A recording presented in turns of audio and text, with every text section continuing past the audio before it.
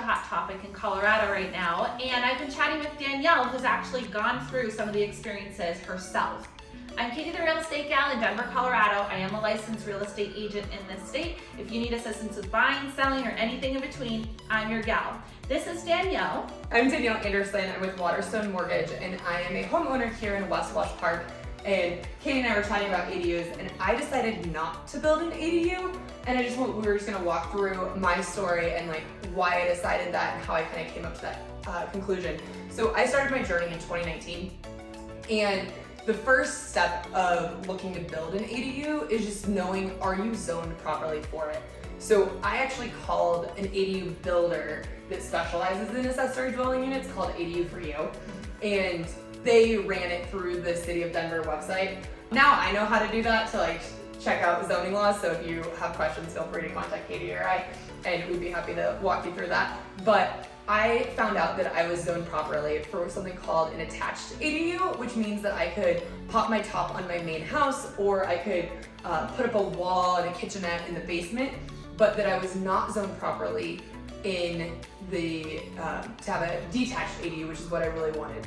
I wanted to build an ADU and then live in it and rent out the main house. So that was my first process of figuring out that I was not zoned properly. And then because I wasn't zoned properly, it doesn't mean that you're just done.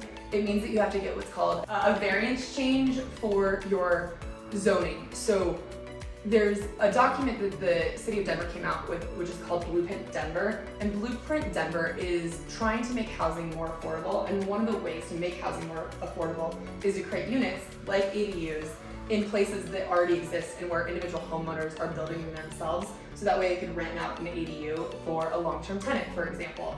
So this Blueprint Denver is designed to make the process easier. It's still really hard at this time, so I would use a professional company to try to help navigate the process, but it does help with those variance changes. I started writing like this 20-page requesting a variance change. I met with the City of Denver. They kind of walked me through the process step by step. And then at that point, throughout my research, I realized I could not build an ADU and live in it and rent out to a short-term tenant my bigger house. And so my ROI, or return on investment, was gonna be too long, and that didn't make sense. And then the other thing I realized is my garage is on my north side of my lot, and I couldn't just build on top of it. I would have to demolish my garage, then rebuild, and if I wanted a two structure unit, I had to build it on the south end of my lot. Apparently it's because it shades the neighbor's yard. I don't know if that's true or not, but that was what I saw. So I couldn't build on that side of the lot, which made the cost of building much more expensive. Now, when you say building, have you thought about converting, because our garage is right behind us, there's space, there's a patio and grass in between.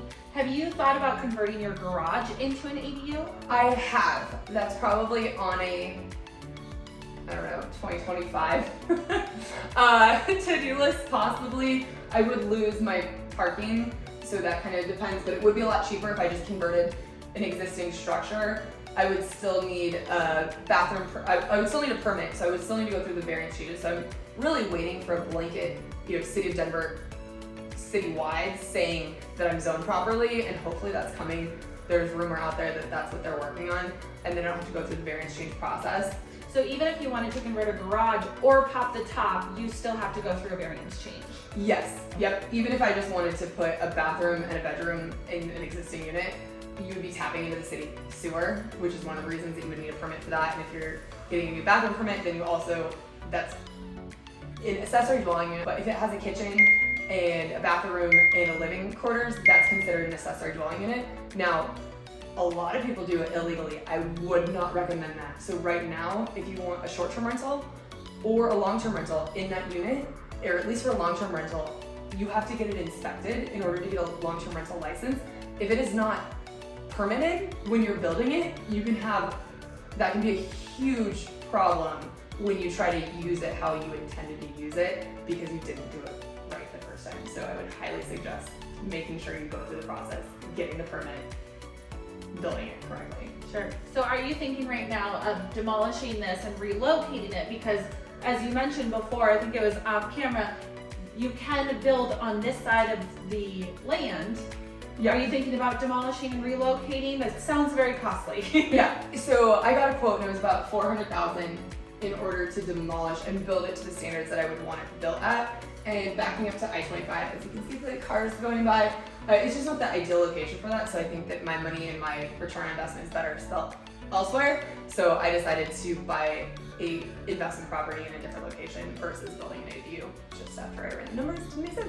So we can always do educational videos, but it definitely helps to have someone who has a story firsthand in the process that they went through. It can get pretty complicated, so if you have any questions, we are happy to be a resource for you and point you in the right direction.